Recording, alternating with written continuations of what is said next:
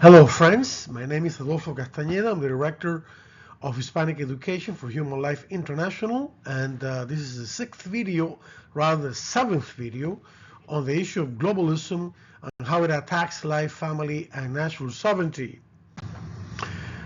We continue with the topic of actors and funders of globalism. We now talk about the World Bank of the United Nations.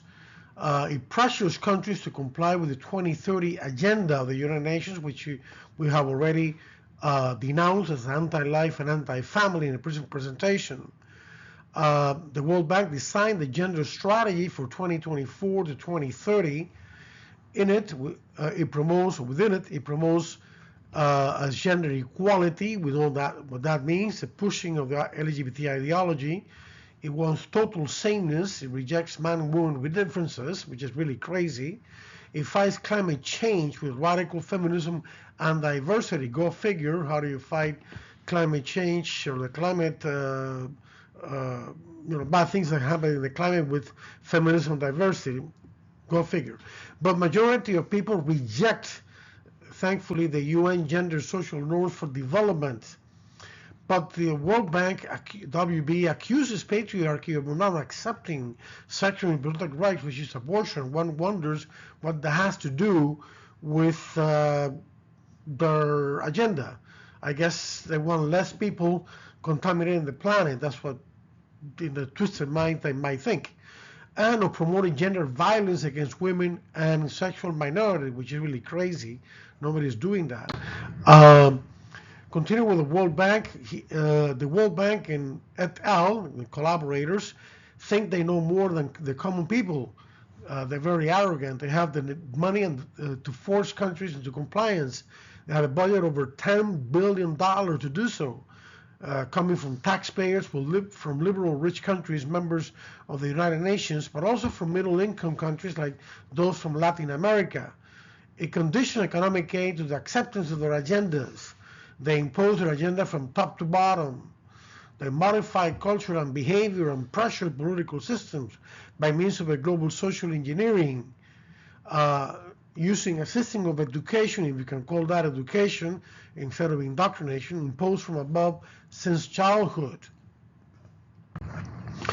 Now we continue with this topic, actors and funders. We now talk about the Interamerican Bank for Development, which is for the continent of the Americas. It was founded in 1945 by the Organization of American States, the OAS, but functions independently. It's based on Washington, D.C. The central issues that justify conditional lending are the UN 2030 Agenda compliance, we'll talk about that, gender equality and diversity, LGBT ideology, climate change, comprehensive sexuality education, which is really a immoral sex education that perverts the minds and hearts of children, teens, and young adults. Reproductive rights, that's abortion. Lending totals till 2024 was just over $5 million.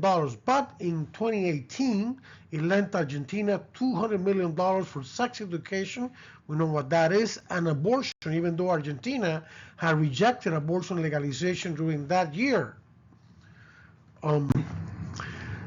We continue now with corporate world, BlackRock and Vanguard, which are investment companies. BlackRock, as social capital, shares investment in 2024 close to $40 billion, and investments had a budget of $10.5 trillion. Vanguard, on its part, had investment of $7.8 trillion. Very powerful, the most powerful investment corporations in the world. Both demand compliance to certain criteria for companies to receive investments. They demand companies to be woke, DEI and ESG.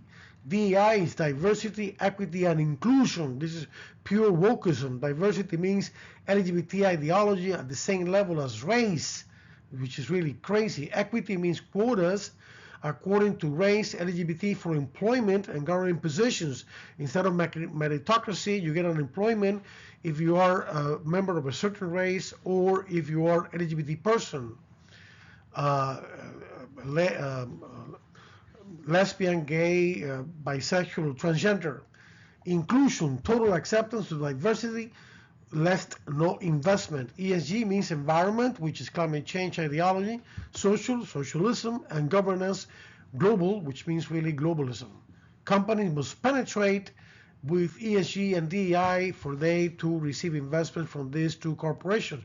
But they have failed, Vanguard and BlackRock with Bud Light. We know the backlash from Bud Light consumers and also Target consumers, and many other companies do not accept this craziness of ESG and DEI, and they are right in doing so.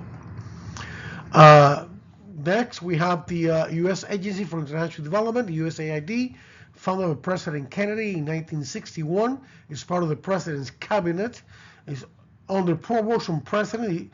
It gave hundreds of millions of dollars to international pro-abortion groups and other evil agendas, LGBT, wokism, etc. It became somewhat independent as part of a deep state. There is also the state globalist groups and individuals behind the deep state pushing agendas that are not in the interest of the United States, but of global interest. In June 2025, thanks to God, Marco Rubio, Secretary of State under Trump, canceled the USAID, and we're happy for it. Finally, we have the World Economic Forum, founded by Klaus Schwab, German economist, now retired. He claims that we are now in the era of intelligence. He wants to regulate and control internet, artificial intelligence, etc., in order to shut down polite speech. Political and other world leaders meet in Davos once a year, and presentations are in public, but the planning meetings are secret. Only handpicked global citizens from the WEF can participate. And friends, that's all I wanted to share with you regarding the actors and funders of globalism. In the next video, which is the last one, we'll talk about what to do to stop globalism. Here you have our contact info. We already know what it is. And for English, you have the www.hli.org at the bottom of the screen on the right. We also have English videos in our YouTube channel. Take a note of that. Thank you for your attention, and God bless you, and invite you for the next and last video.